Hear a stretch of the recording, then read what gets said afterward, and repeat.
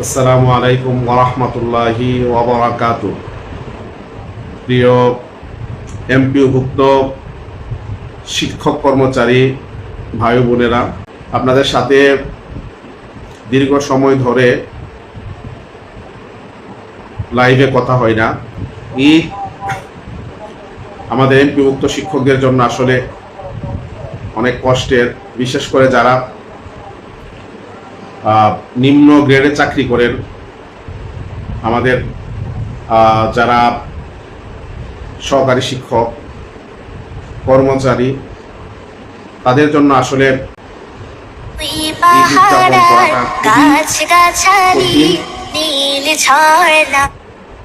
এই জন্য শত সমস্যার পরেও আমরা শিক্ষক কর্মচারীরা ঈদ উদযাপন আমরা করে থাকি। আমাদের উৎসব পাতাটা এটা যদি সরকার যদি শতভাগ করতেন, তাহলে অন্তত স্বস্তিতে হয়তো আমাদের পক্ষে ঈদটা আমরা উদযাপন করতে পারতাম। তো বিগত সময়ের চেয়ে আমরা কিছুটা স্বস্তিতে করেছি। এই জন্য আগে আমাদের উৎসব পাতা ছিল 25%, এখান থেকে আমরা আমাদের উৎসব পাতাটা আন্দোলনের মাধ্যমে দীর্ঘ সময় পরে 50% আমাদের হয়েছে। এই জন্য কিছুটা হলেও স্বস্তিতে আমরা ঈদ উদযাপন করেছি। আমরা প্রত্যাশা রাখতে চাই যে আগামী দিনে আমরা শতভাগ উৎসব পাতা পাবো এবং এর মাধ্যমে আমাদের শিক্ষক কর্মচারী একেবারে উচ্চ গ্রেড থেকে নিয়ে নিম্ন গ্রেড পর্যন্ত সবাই আনন্দের সাথে পরিবার নিয়ে ঈদটা উদযাপন করতে পারবে, সেই প্রত্যাশাটুকু আজকে আমরা রাখতে চাই। আজকে আপনারা দেখেছেন আমাদের মাননীয় শিক্ষামন্ত্রী উনি স্টার নিউজে সম্ভবত সাক্ষাৎকার দিচ্ছিলেন। ওখানে উনি বলছিলেন যে উচ্চ পাতাটা পর্যায়ক্রমে শতভাগ করবেন। আমরা মাননীয় মন্ত্রীকে বলতে চাই, উৎসব পাতা 50 হয়ে গিয়েছে, আর মাত্র 50 বাকি আছে। আর উৎসব পাতা বছরে 2 বার দিতে হয়। এটার জন্য খুব বেশি টাকারও প্রয়োজন হয় না। আপনি চাইলে এটা আগামী বাজেট থেকে আপনি চাইলে এটা শতভাগ করতে পারেন। আমরা অবশ্যই আপনার কাছে দাবি জানাবো, এটাকে আর বিচ্ছিন্নভাবে বা এটাকে আপনার আস্তে আস্তে না করে একসাথে আমরা দাবি করব যে পুরাটা উৎসব পাতার যে সমস্যাটা আছে এটা যাতে একেবারে সলভ হয়ে যায়। এটা আমরা শিক্ষামন্ত্রী মহোদয়ের কাছে দাবি জানাবো। আমি কথা বলবো, আজকে আপনাদের কমেন্টগুলো পড়বো এবং আপনাদের সাথে করব। আমাদের গড়ে আর কত বসে থাকবেন? আমরা তো মাত্র আন্দোলনটা করে গিয়েছি, একটু স্পেস দিতে হবে। পে স্কেলের ব্যাপারে আমাদের আরেকজন শিক্ষক মিন্টু স্যার বলেছেন, পে স্কেলের ব্যাপারে আপনারা জানেন 3টে স্লটে পে স্কেল বাস্তবায়নের জন্য কাজ চলছে এবং পে স্কেল হয়ে যাবে ইনশাল্লাহ। পে স্কেল ইনশাল্লাহ হয়ে যাবে। জুড়ে বলার জন্য অনেকে বলছেন, ইনশাল্লাহ একটু জুড়ে বলবো। আমাদের অত্যন্ত প্রিয় সহযোদ্ধা লক্ষ্মীপুরের মাহবুবুর রহমান স্যার, যিনি প্রত্যেকটি আন্দোলন সংগ্রামে আমাদের সাথে ছিলেন একেবারে 17 সাল থেকে। স্যার সালাম জানিয়েছেন। ওয়ালাইকুম আসসালাম স্যার। আমাদের সবার পড়তেও পারছি না, পে স্কেলে অনেকেই লিখছেন। পে স্কেল হয়ে যাবে ইনশাল্লাহ, আমরা এটুকু বলতে পারি যে পে স্কেল হয়ে যাবে ইনশাল্লাহ। পে স্কেল আমাদের খুব দ্রুত হবে আমরা আশা করি। জাতীয়করণের আন্দোলন কত দূর? জাতীয়করণের আন্দোলনের জন্য ব্যাপক প্রস্তুতি নিতে হবে এবং আমরা আসলে সেই প্রস্তুতিটা নিচ্ছি। যে আমরা শহীদ মিনারের বাড়ি ভাড়ার আন্দোলনের মতো একটা বড় আন্দোলন আমরা করব। এজন্য সরকার মাত্র ক্ষমতায় বসেছে, সরকারকে একটু স্পেস দিতে হবে। 18 বছরের যে অভিজ্ঞতা, এটা ইনজাস্টিস। আমি পরিষ্কার বলেছি যে এটা ইনজাস্টিস। এটা কোনোভাবেই আসলে এটা মেনে নেওয়া যায় না। এটা শিক্ষকদের সাথে প্রহসন করা হয়েছে, তাদের কাছ থেকে আবেদন নিয়ে তারপরে তাদেরকে পরীক্ষার সুযোগ না দেয়া, এটা আমি মনে করি একটা রকমের প্রহসন হয়েছে। এটা উচিত হয়নি করা। মাদ্রাসা জাতীয়করণের ব্যাপারে একজন বলছেন, এটা আসলে অত্যন্ত দুঃখজনক। আমি যদি শুধু মাদ্রাসা জাতীয়করণের কথা বলি তাহলে আমার স্কুল কলেজের কারিগরির আমার যারা বন্ধুরা আছেন ওনারা কষ্ট পান, কিন্তু বাস্তবতা হচ্ছে প্রতিটা উপজেলায় একটি করে স্কুল কলেজ জাতীয়করণ করা হয়েছে। কিন্তু আমাদের একটি মাদ্রাসাও জাতীয়করণ করা হয়নি। আমি এটা বলতে পারি, মাঝে মধ্যে বললে অনেক কষ্ট পাই, জন্য হয়তো বলতে পারি না। আপনারা যারা আছেন আপনারা আওয়াজ উঠান, আমি মাঝে মধ্যে হয়তো বলবো। প্রতিষ্ঠান প্রধান এবং সহকারী প্রধান নিয়োগের ব্যাপারে আরেকজন জানতে চেয়েছেন। প্রতিষ্ঠান প্রধান এবং সহকারী প্রধান নিয়োগের যে বিষয়টি, আজকে আপনার স্টার নিউজে শিক্ষামন্ত্রী মহোদয়ের একটি সাক্ষাৎকার আপনারা শুনেছেন অনেকে হয়তো। এখানে সাক্ষাৎকারে যেটুকু বুঝেছি যে এখানে বড় রকমের একটি ষড়যন্ত্র হচ্ছে। দেখেন,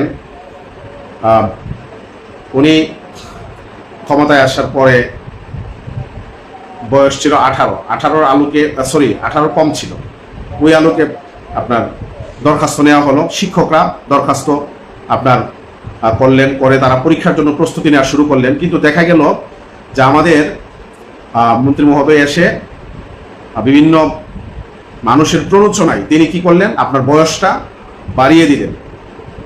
আমাদের অনেক তরুণ মেধাবী শিক্ষক যারা আইসিটিতে দক্ষ এবং অন্যান্য বিষয়ে দক্ষ, আমাদের এই তরুণ শিক্ষকরা হতাশ হলেন, নিরাশ হলেন। আমরা প্রতিবাদ জানালাম, প্রতিবাদের কোনো কাজ হলো না।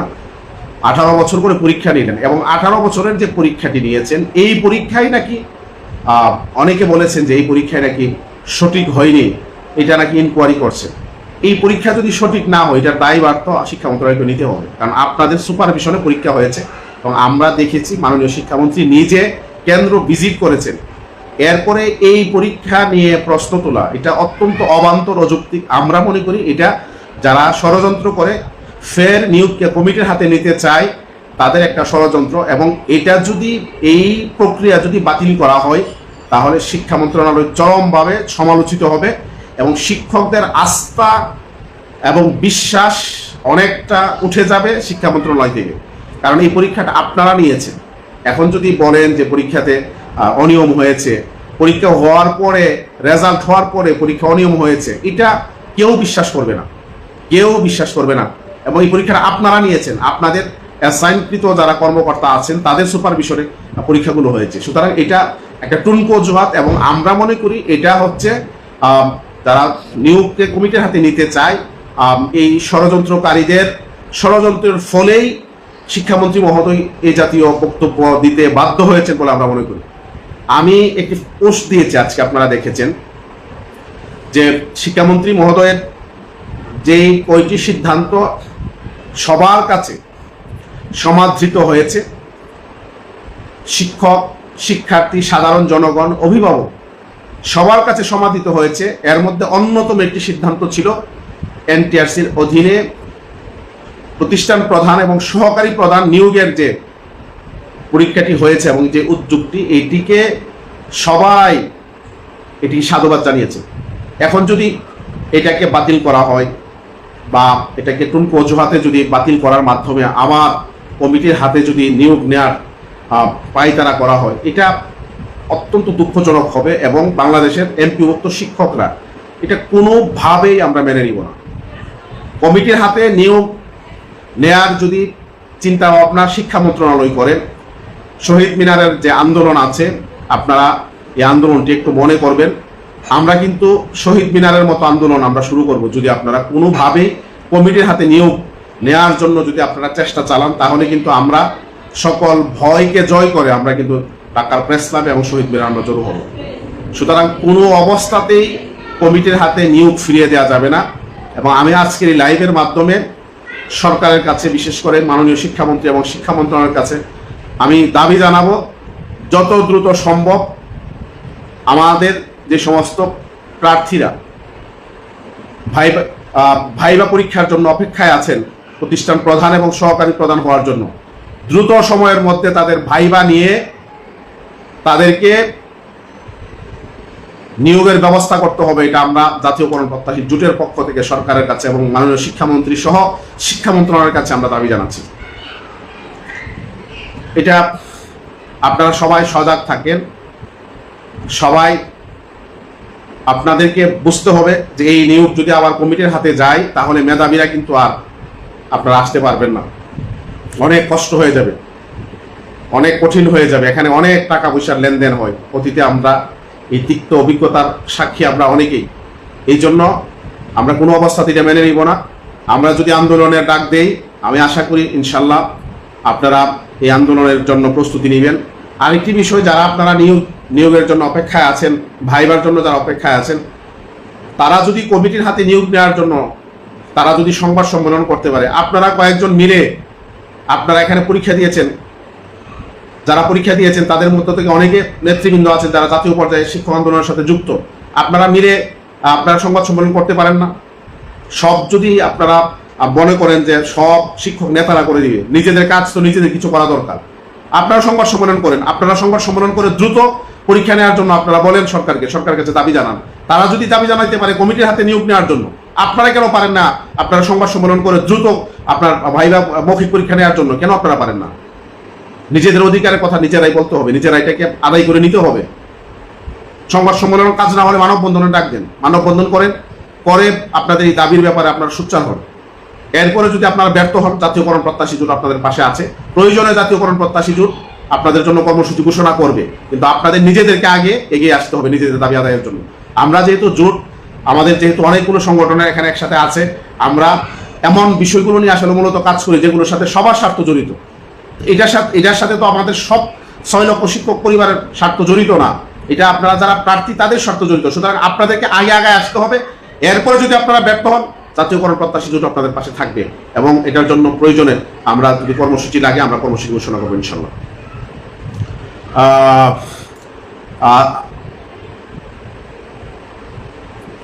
যাই হোক, এখানে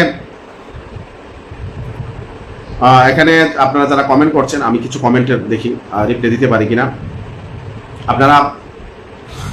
আপনারা মনে রাখবেন, আমি আপনাদেরকে যে জিনিসটা বলছিলাম যে আমরা যদি ঐক্যবদ্ধ থাকি, আমরা যদি এক থাকি, আমাদের এক একজনের এক এক মতাদর্শ থাকতে পারে, কিন্তু আমরা আমাদের দাবি দেওয়ার প্রশ্নে, দাবি দেওয়া আদায়ের ব্যাপারে আমরা যদি এক থাকি, তাহলে আমাদের অন্যায়ভাবে কোনো সিদ্ধান্ত আমাদের উপর কেউ চাপিয়ে দিতে পারবে না ইনশাল্লাহ। এই জন্য আমাদেরকে এক থাকতে হবে, এবং দাবি দেওয়ার ক্ষেত্রে এবং আমাদের অধিকারের ক্ষেত্রে আমাদেরকে আমরা যাতে সবাই সোচ্চার থাকি। এবং সোশ্যাল মিডিয়ায় আপনারা যারা প্রার্থী, এখানে প্রায় তো হয়তো সম্ভবত 60,000 পরীক্ষা দিয়েছেন, 50-60,000। আপনারা যদি সোশ্যাল মিডিয়ায় লেখালেখি করেন তাইলে তো এটা ব্যাপকভাবে আপনার ভাইরাল হয়েছে, কিন্তু আপনাদেরকে তো দেখি না, আমি তো সোশ্যাল মিডিয়ায় এটা নিয়ে লেখালেখি দেখি না। শুধু আমাকে ফোন করে বলেন স্যার একটা কিছু করেন, তা আপনার ব্যাপারে আপনি নিজেই তো লেখালেখি করতে ভয় পান। এটা হইলে হবে কিভাবে? অধিকারের ব্যাপারে আপনার অধিকার কথা আপনি বলতে পারবেন না? অবশ্যই বলতে হবে। আপনার অধিকারের কথা আপনাকে অবশ্যই বলতে হবে। আপনি না বললে, আপনি বলবেন, বলার পরে অন্যরা আপনার পাশে দাঁড়াবে। বদলির ব্যাপারে অনেকে জানতে চেয়েছেন। বদলির বিষয়টা তো আপনারা জানেন, এটা অনগোয়িং প্রসেস। যেহেতু এটা কাজ হচ্ছে ইনশাল্লাহ, আপনাদের তথ্য চেয়েছে আপনার মাওসি থেকে, এখন আপনার এটা ইনশাল্লাহ হয়ে যাবে। এটা নিয়ে আজকেও শিক্ষামন্ত্রী মহোদয় বলেছেন যে এটা হয়ে যাবে। তো আমরা এখন বদলির জন্য আমাদের অনেক সহযোগিতারা কাজ করতেছেন, তাদেরকে আমরা সাধুবাদ জানাই।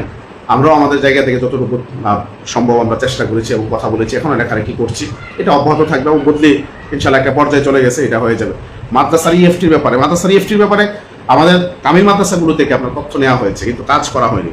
এখন ইএফটি স্কুলের যে অভিজ্ঞতা, এটা দেখে এখন আর ইএফটির ব্যাপারে আসলে আগ্রহ নেই। যে ইএফটি দিয়ে বেতন 15 তারিখের পরে দেয়, এই ইএফটি হলে সুবিধা কোথায়? লাভ তো নাই। সরকারি কর্মচারীদের ক্ষেত্রে ইএফটির যেই প্রয়োগ, আমাদের জন্য এটা প্রয়োগ হচ্ছে না, তাইলে আমরা এই ইএফটির জন্য এত সোচ্চার হয়ে লাভ কি? এই জন্য আসলে আমি এই ব্যাপারে আসলে তেমন কিছু বলি না। তো এরপরও ইএফটি যদি আপনারা চান, আমরা অধিদপ্তরের প্রয়োজনে কথা বলবো ইনশাল্লাহ।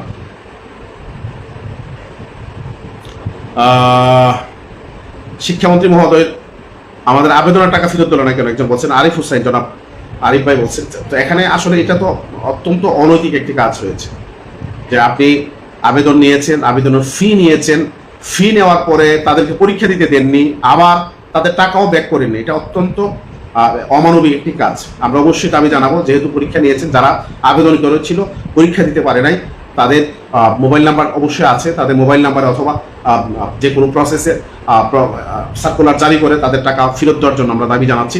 এটা অবশ্যই ফেরত দেওয়া উচিত। এটা তো যারা আবেদন করছে এটা তাদের হক। তারা যেহেতু আবেদন করেছেন, তাদেরকে পরীক্ষা যেহেতু ব্যবস্থা করেন না আপনারা, বা নেননি, বয়সের অজুহাত দেখিয়ে তাদের টাকা অবশ্যই ফেরত দেওয়ার দরকার। এটা ফেরত দেওয়ার জন্য আমরা দাবি জানাচ্ছি। সহকারী প্রধান কি জেলার মধ্যে করতে সম্ভব? ওখানে আপনার নীতিমালার একটু ভালো করে পড়ে দেখেন। নিজ জেলাতে ভর্তির ব্যাপারে আমার কাছে বিষয়টা ইয়েটা ক্লিয়ার না, আমি পুরোটা ওইভাবে ক্লিয়ারলি পড়তে পারি নাই। আপনারা একটু পরে দেখেন ওখানে কিভাবে আছে, ওইভাবেই হবে। জাতীয়করণের ডাক দেন স্যার। এখানে জাতীয়করণের আমি তো বলছি যে এগুলোর জন্য একটু সময় নিতে হবে। আন্দোলন দেখেন আপনারা আবেগে আমরা অনেক কিছু করি, আবেগ দিয়ে যদি আমরা কাজ করি তাহলে কিন্তু আপনার আন্দোলন সফল হবে না।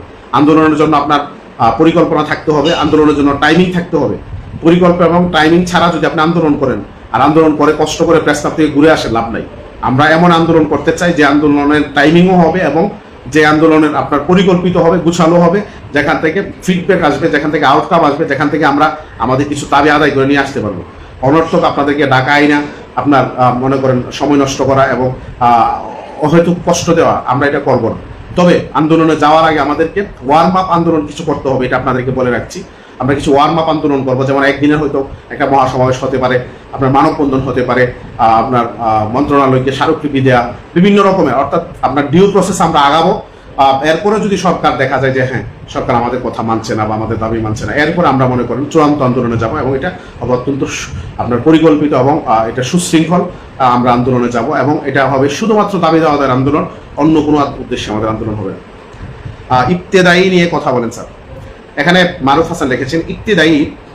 দেখেন ইবতেদায়ীর ওনাদের বাক্যটা খুবই খারাপ। আমাদের বাংলাদেশের প্রেক্ষাপটে সবাই বিনিয়োগ করার সময় চিন্তা করে যে এখান থেকে আমার আউটকাম কি আসবে, আউটপুট কি আসবে, এটাই সবচেয়ে বড় সমস্যা। আমরা আলিয়া মাদ্রাসায় যারা চাকরি করে, আওয়ামী লীগ মনে করে যে সবাই মনে হয় জামাতের লোক। বিএনপির মধ্যেও ম্যাক্সিমামের ধারণা হচ্ছে আলিয়া মাদ্রাসায় সবাই জামাত করে। এই ধারণাটা অত্যন্ত অত্যন্ত আপনার অযৌক্তিক একটি ধারণা এবং এটার সাথে সত্যের লেশ মাত্র নেই। এখানে যারা চাকরি করেন মাদ্রাসায়, এখানে যেমন জামাতের লোক আছে, একটা বড় অংশ বিএনপির সাথে কাজ করে, আওয়ামী লীগের লোকজনও আছে মাদ্রাসায় কাজ করে। এখানে আওয়ামী লীগ সরকার মাদ্রাসায় তারা আপনার বিনিয়োগ করতে চাই নাই, তারা মনে করেছে যে এখানে যদি আমরা বিনিয়োগ করি তাহলে এটা বেনিফিশিয়ারি হবে জামাত। সেম চিন্তা ভাবনা আমি বিভিন্ন নেতৃবৃন্দের সাথে কথা বলে যেটুকু জেনেছি এবং স্বতন্ত্র ইবতেদায়ী যারা আছেন তাদের সাথে কথা বলে যেটা জেনেছি, এখানে মনে করে যে এখানে যদি ইনভেস্টমেন্ট হয় মাদ্রাসায় অথবা স্বতন্ত্র ইবতেদায়ী মাদ্রাসায় তাহলে এটার রাজনৈতিক বেনিফিশিয়ারি হবে জামাত। এই কারণে বিএনপি আসলে এখানে বিনিয়োগ করতে চাই না। নাহলে দেখেন আপনি প্রাইমারি স্কুলের ইবতেদায়ী শিক্ষার্থী, প্রাইমারি স্কুলের সরকারি প্রাথমিক বিদ্যালয় 1 থেকে 5 পর্যন্ত যারা শিক্ষার্থী আছে তাদেরকে আপনার মিড ডে মিল দেওয়া হচ্ছে, উপবৃত্তি দেওয়া হচ্ছে, আপনার তাদেরকে বিভিন্ন রকমের সুযোগ সুবিধা দেওয়া হচ্ছে। একই লেভেলের মাদ্রাসার ইবতেদায়ী শিক্ষার্থী যারা আছে, একই লেভেলের মুসলিম সংখ্যাগরিষ্ঠ একটা রাষ্ট্রে কত জায়গায় যে কথা বলেছি ইবতেদায়ী বৃত্তির ব্যাপারে, কত জায়গায় অসংখ্য জায়গায় সুযোগ পেলেই নীতি নির্ধারকদের দৃষ্টি আকর্ষণ করেছি, আজ পর্যন্ত হয়নি। একটা মাত্র কারণ মনে করে যে মাদ্রাসায় যদি বিনিয়োগ করা হয় তাহলে জামাত বেনিফিশিয়ারি হবে। এই জন্য আওয়ামী লীগ সরকার একটি মাদ্রাসা জাতীয়করণ করে নাই, একটি মাদ্রাসা জাতীয়করণ করে নাই। এটা আমাদের উপরে এক রকমের জুলুম আমি মনে করি। মাদ্রাসা সবাইকে জামাত মনে করা, মাদ্রাসাতে জেনারেল শিক্ষক আছে আপনার 50%, প্রায় 50 অথবা মোর দেন হতে পারে, আমি সঠিক পরিসংখ্যানটা বলতে পারবো না, এর ম্যাক্সিমামই জামাত করে না। কিন্তু আমাদেরকে জামাত মনে করে মাদ্রাসায় বিগত সরকারও আপনার বিনিয়োগ করতে চাই নাই, বর্তমান সরকারও বিনিয়োগ করতে আগ্রহী না। এর কারণেই মূলত এত আন্দোলনের পরেও আপনার এই স্বতন্ত্র ইবতেদায়ী মাদ্রাসার ব্যাপারে কোনো সিদ্ধান্ত আওয়ামী লীগ সরকারও নেই নাই, ইন্টারিম গভর্নমেন্টও নেই নাই, বর্তমান সরকারও নিচ্ছে না। দেখেন একটু চিন্তা করেন, আমরা যারা বাড়িতে আজকে বসে লাইভ দেখছি, আমরা আমাদের পরিবার পরিজন নিয়ে কুরবানি করেছি, যাদের তৌফিক আছে আলহামদুলিল্লাহ, পরিবারের সদস্যদের সাথে আমরা ঈদ উদযাপন করেছি। কিন্তু আমাদের এই সহকর্মী, আমাদের এই শ্রেণী গোষ্ঠীর ইবতেদায়ী শিক্ষকরা এই ঈদ উল আজহার দিনে প্রেস ক্লাবে তারা পড়ে আছে। কত বড় অমানবিক আমাদের রাষ্ট্র, আমাদের চিন্তা চেতনা, এই মানুষগুলো এখানে পড়ে আছে। অল্প কিছু মাদ্রাসা, খুব বেশি না, এখানে বাজেটও খুব বেশি লাগে না, আপনার তাদের খোঁজ খবর কেউ নেই, এখনো তারা পড়ে আছে প্রেস ক্লাবে। মাননীয় প্রধানমন্ত্রী ইতিমধ্যে কিছু মানবিক কাজ করেছেন এবং এগুলো মানুষের কাছে অনেক সমাদৃত হয়েছে। আপনি কোথাও গেলে মানুষকে যেভাবে, কৃষককে আপনার পাশে বসান, আপনি সাধারণ বাচ্চাদের সাথে আপনি যেভাবে তাদেরকে স্পেস দেন, সাধারণ আপনার জনগণকে আপনি যেভাবে স্পেস দেন, বিভিন্ন রকমের আপনার মানবিক কাজগুলো ইতিমধ্যে প্রশংসিত হয়েছে। অথচ আপনার বাসার কাছেই, আপনার মন্ত্রণালয়ের কাছেই, আপনার দপ্তরের খুব কাছেই প্রেস ক্লাবে মাদ্রাসা শিক্ষকরা পড়ে আছে ঈদের দিন, আপনি ওনাদের খবর নেবেন না, এটা আসলে আমরা মেনে নিতে পারছি না। আপনার কাছে আমাদের অনুরোধ থাকবে, স্বতন্ত্র ইবতেদায়ী মাদ্রাসার শিক্ষকদের সংখ্যা অল্প, আপনি তাদের যে দাবিটা আছে এমপি মুক্তির দাবি, এই দাবিটা মেনে নিয়ে আরেকটি মানবিক কাজের উদাহরণ আপনি তৈরি করবেন বলে আমরা বিশ্বাস করি। গোয়েন্দা সংস্থা যারা আছেন এবং যারা আমার সাথে অ্যাড আছেন, অন্যান্য যারা গোয়েন্দা সংস্থার বাইরে, সুযোগ হইলে আমাদের এই দাবিটুকু মাননীয় প্রধানমন্ত্রী নজরে আনবেন, যাতে উনি ঈদের দিন পরিবার পরিজন, আত্মীয় স্বজন, স্ত্রী সন্তান রেখে প্রেস ক্লাবে পড়ে থাকা, মানবতর জীবনযাপন করা শিক্ষকদের ব্যাপারে যাতে উনি সদয় হয় এবং উনি যাতে তাদের ব্যাপারে এমপি মুক্তির একটা সিদ্ধান্ত উনি যাতে নেন, এই ব্যাপারে আপনারা মাননীয় প্রধানমন্ত্রীকে আপনারা একটু পার্শ্ব করার চেষ্টা করবেন। তো আপনারা এখানে যারা যুক্ত হয়েছেন সকলকে আবারও ঈদ মোবারক জানাচ্ছি এবং ঈদের শুভেচ্ছা জানাচ্ছি।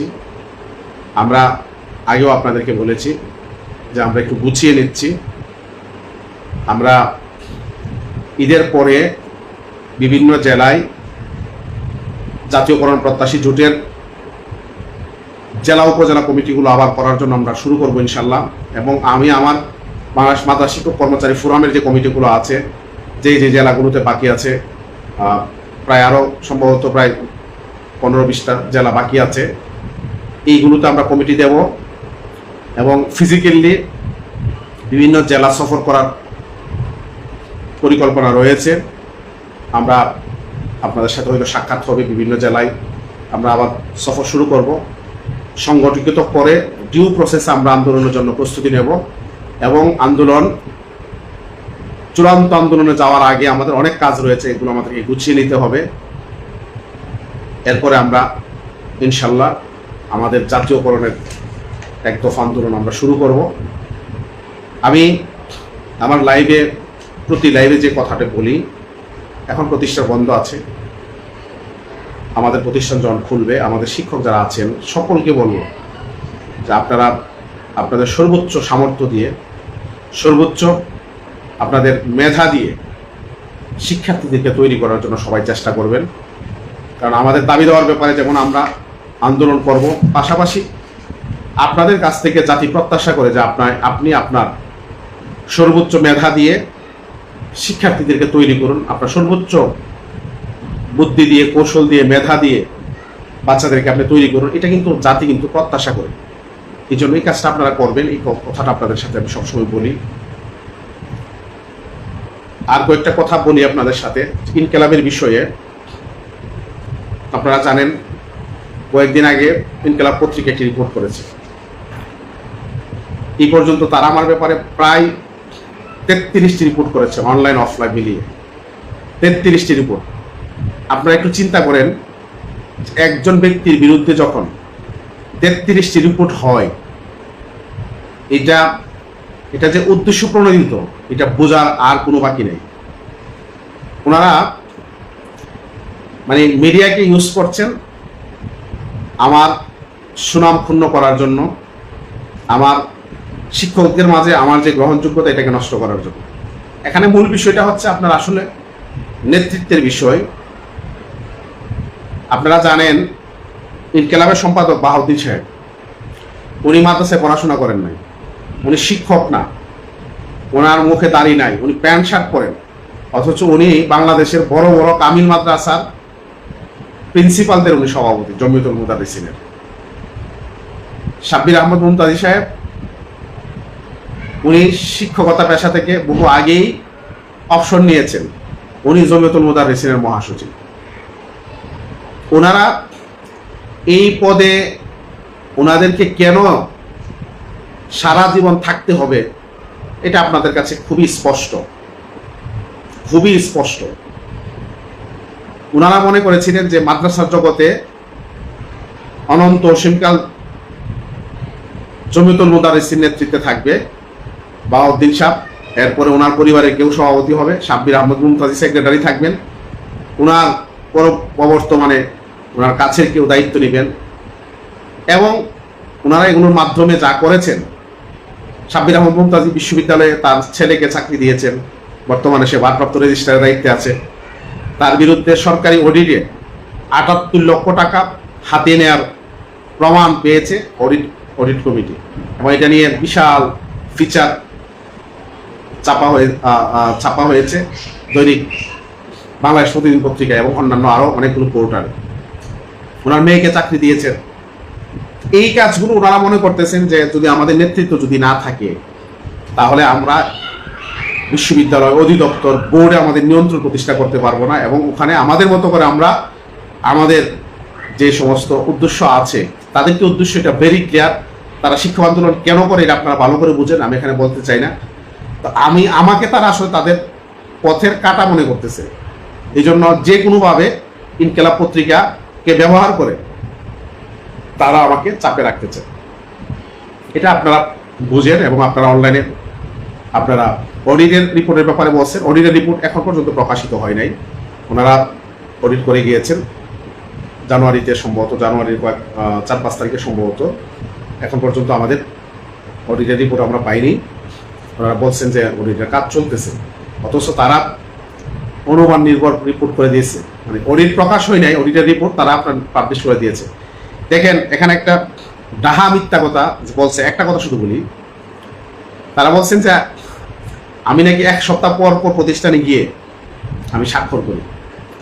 আমি যোগদানের পরে আমার প্রতিষ্ঠানে আমি অনুপস্থিত থেকে একদিনও আমি স্বাক্ষর করি নাই। আপনারা বলবেন যে আন্দোলন, হ্যাঁ আন্দোলনের সময় আমি এগুলো আপনার ছুটি দেখিয়েছি, কারণ আমার তো 1 বছরে আমি 20 দিন ছুটি পাই, আমি এগুলো ছুটি দেখিয়েছি। আবার দেখা গেছে আপনার বড় আন্দোলনের সময় সব সময় আমরা থাকতাম না, আপনারা জানেন।